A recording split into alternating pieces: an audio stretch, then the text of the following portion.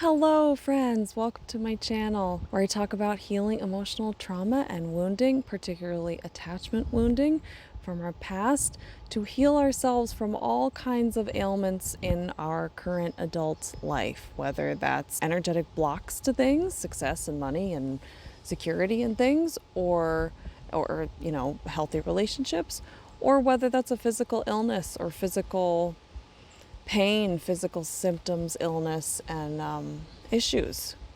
Chronic issues, really. I'm talking about chronic issues. Those are so frequently connected to suppressed and dissociated emotions. It used to be that we could get through life without going into this stuff, but especially if you're an empath or highly sensitive person, we can't do it anymore. Like the energy of the earth will not allow it to be. So if we try to run away from it, we try not to look into it, that's when our bodies get louder and louder and louder, or external circumstances get louder and louder and louder until we can't stand it anymore. And we have to go inward. We have to figure out the answer because we can't live like whatever the circumstances are creating. So we can see it as, oh, this sucks, that we have no choice, or we could see it as this amazing gift. And that's where I like to land, because it's forcing us to look into these places that we didn't want to look, but it's also forcing us into a place of beautiful healing that we wouldn't have gotten otherwise if we didn't have these physical symptoms, if we didn't have all these blocks in our life circumstances and this pain, emotional pain, physical pain, whatever it is. If we didn't have that, we wouldn't be forced to go into these deep, dark places and heal the wounds that, like in the past, we could successfully run away from it, or quote unquote successfully run away from them, but we still were in pain. It's just that the pain has gotten louder and louder, and so we can't sit with it anymore. So sorry to start off in a tangent, but it just is just feeling so poignant right now. I mean, how are you guys doing? How are you doing in this energy? I don't know, 2023, there's this way in which it feels lighter than 2022. There was something heavy, I don't know if you guys felt that, about 2022. And everything that happened just felt heavy, at least looking back. 2023 feels lighter. And yet it feels sort of chaotic to me. These high highs and these low lows, being pulled into the depths really quickly. At least my experience has been like the depths of these triggered states really like deeper than ever before, darker than ever before, but then coming out and feeling lightness and brightness like never before. But it's different. There's also some sort of muting, like a mutedness to the highs. It's hard to explain, but I don't know if you guys have felt that about 2023. It's interesting to think about as we're 9 months in now to 2023. It's just weird. I'm coming out right now of another deep, dark plummet into my unconscious, my psyche, my deep, dark wounds, my wounding to my self-worth, my father wounds. And man, my life circumstances have just put them in my face in this very glaring, threatening way. It feels threatening because it often feels threatening when it's poking a wound, a really deep wound. I don't know if you guys are feeling that. I know it's been intense. For me, I've been swirling in triggers and root chakra stuff for like a month. What's odd is I knew what was happening. I could see what was happening, but it was not going to let go. It's like I needed to be in this holding pattern. I needed to be, and this is what I mean, I've talked about this sometimes on the channel, this sitting that we have to do in the pain because we're trying to peer into the unconscious. It's this weird phenomenon, and I've talked about this, I think I've talked about this before, I've talked about it with clients, but it's this weird phenomenon when you're working with unconscious material and you're trying to bring the unconscious to the conscious. It's this weird phenomenon of feeling like you're peering through glass that's got a film on it, or you're trying to see in the dark, you're trying to see through fog, you're like trying to peer, like there's this squinting, there's this, It's strange. You get glimpses of, like, you might be thinking about something and you're like on to something, or you're speaking something about your pain or your wound or your past, and you start to get onto something, and then you start to say it, or you're about to say it, and then it disappears. It just vanishes. It's this very strange experience, but it makes a lot of sense. It's because we're working with unconscious material. We're trying to bring darkness into light. We're trying to shine light into darkness, but it's a process and it takes time. This is why we have to sit in triggered states like we do. And acute triggered states, yes, we can start shifting that energy by becoming conscious of what's happening and sending compassion. And that's what we have to do in these prolonged triggered states too. But there is this way in which we have to sit with it. And it's especially true of the deepest wounds. The deepest wounds, because those are the wounds that have the most unhealed pain and the ones that we are not fully conscious of. I think we have to sit in them, and it feels like they get sort of stuck because we're not fully conscious of the material. We're trying to be, and with each sort of cycle, each time that we go into these states, if we're really doing the work, we're sending ourselves compassion, we're doing havening or tapping, and we're conscious, we're trying to hold on and reminding ourselves over and over again that this is a wound, this is an energy that's moving through me, this is pain that I see and I compassion, this is not me, I'm not identified with it, as best as we can. When we're in these triggered states, it wants to suck us in and identify us fully with that. That's why it's in us, because we're identified with it. It has been our experience thus far. But as best we can with our minds, to be aware that at least cognitively, I know that this is an energy, or like I've been told, or like other people have told me, I have learned that this is an energy. It's not my true self, and it's my job to sit with it. Obviously there's fluctuations, because when we're in these triggered states, it's like we're partially frozen. Our nervous system is partially frozen, and we're trying to unfreeze that energy. So as long as we're being there for ourselves as best that we can, we're bringing as much compassion as we can, we're sending as much love and acknowledgement as we can to our inner child. As long as we're doing that, then each time we go into these triggered states, it's a wound cycle. So each time we go into another cycle of this wound, it's like it's described as an onion, because we're going in the layers. Each time we go to a layer, or we go, I'm not liking that metaphor at the moment though. It feels more like a cycle. It's like an ebb and a flow, and we're good, and then we get pulled into the depths, into the darkness. And when we're pulled in there, every time we go, if we're doing the work as the best we can, then every time there's gonna be more. Usually, there's gonna be more brought to our consciousness. Because we're working. We're consciously working. We're cognitively working, intellectually working on where this came from, understanding this wound.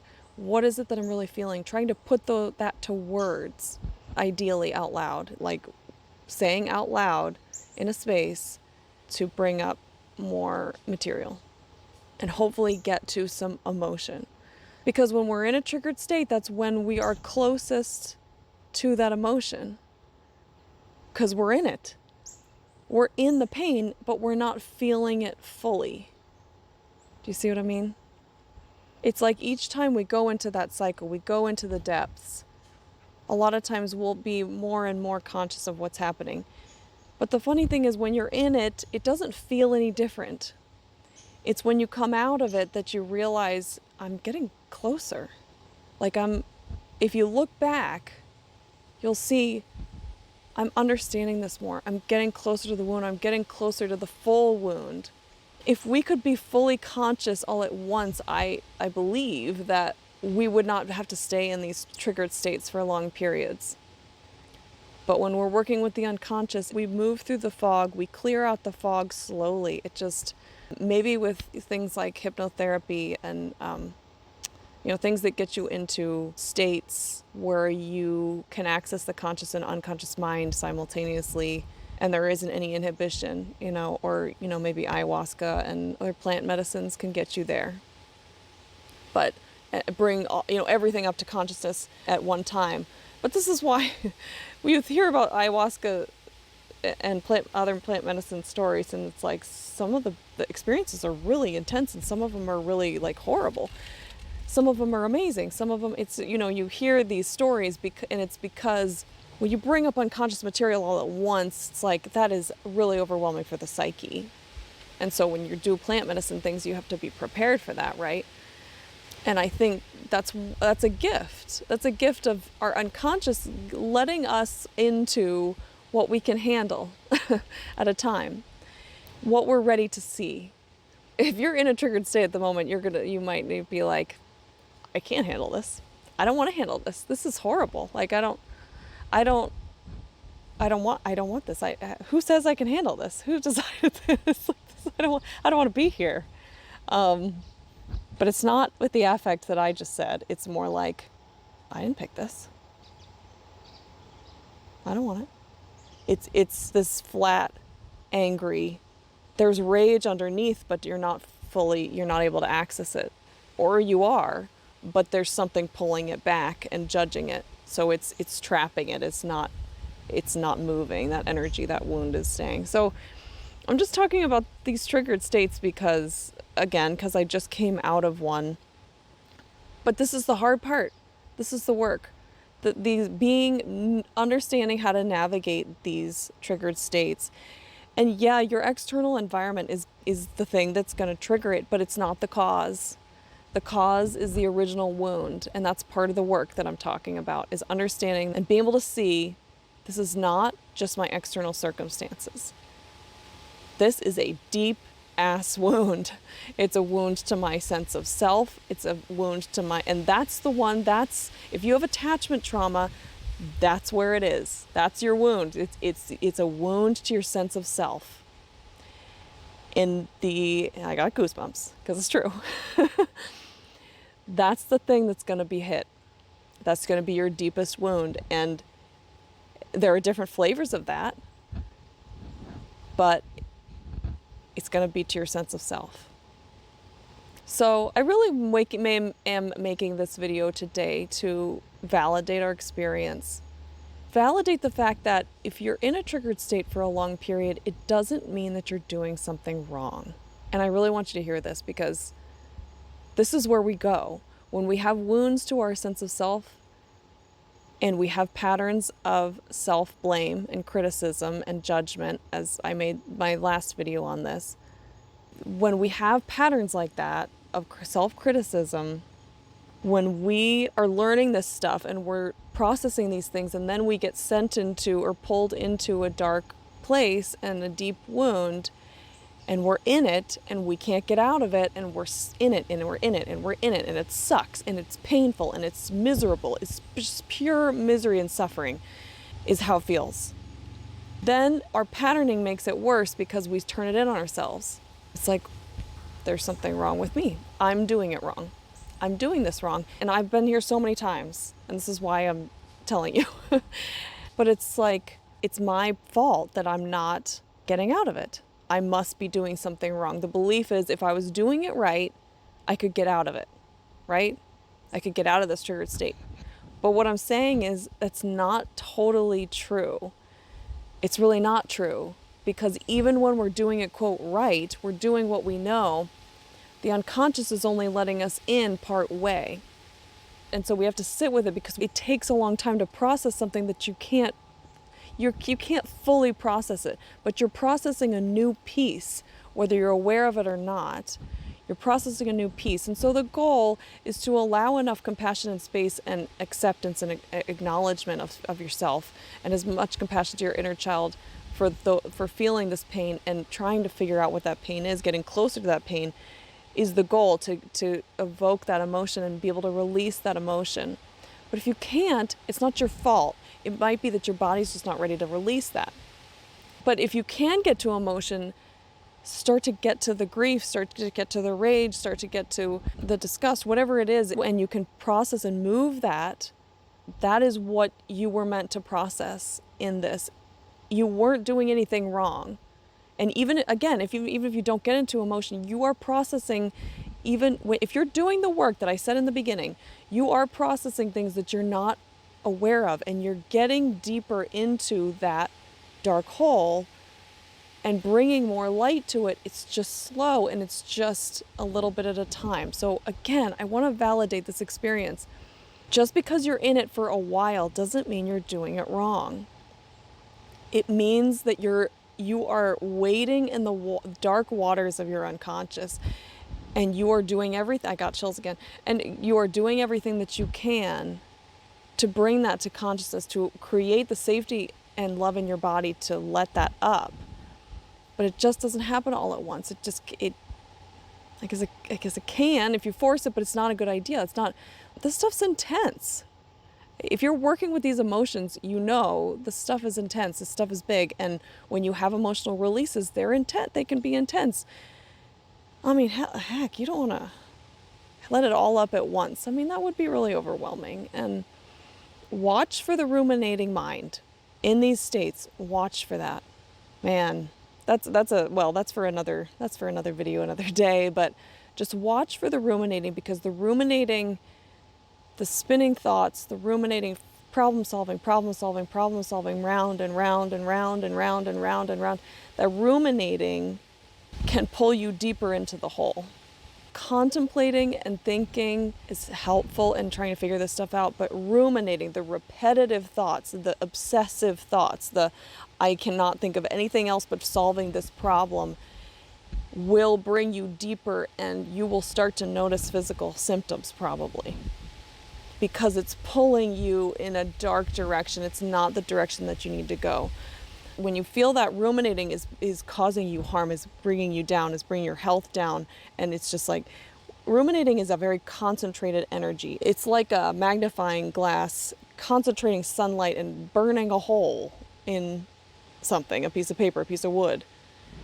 It's like this you're taking all of your energy and you're concentrating it into the center of your head, and you feel that pressure, that energy in the center of your mind. What's needed is to pull back, expand. Nature is the best for that.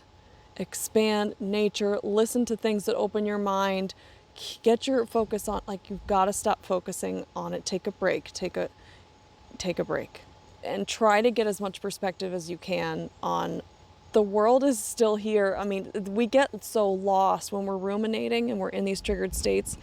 It's so easy to get lost, pulled in so deep and lost, forget all the good things and the beautiful trees. And we can't, it makes it very difficult to take in information. We can't take in the texture of the leaves, the feeling of the sun on our skin. We can't do it. So we can, but it's like that energy blocks it when we're deep into that, because we're dissociated. We don't realize it. So what we need is that expansive energy to try to bring our energy back. I'm physically leaning back, because it's look up, look out. This is divine. Look at astrology and see the divinity in what you're experiencing right now. Look at the transits. There's something happening, and it's related to your birth chart. There's something. It is divine. It always is. The cycles, the timing of these things. So anyway, again, I wanted to validate that experience for you, because it's so common and it's so difficult. This is the work. You guys, this is the work. And it is work. But it's so rewarding. So keep going. I hope you're doing well out there. I hope you're doing well so much. If you need any support, if you're feeling stuck, if you need any kind of support, you can email me, book a session with me, or you can go to my website and book a session. My website is laurenvoorhees.com. It's linked down below. If you found this video helpful, please like it, subscribe it, share it with somebody who you think it might help, if you think that it would. I really hope you're doing well out there. I hope you have a beautiful rest of your day, and I will see you on the next video. Take care. Bye.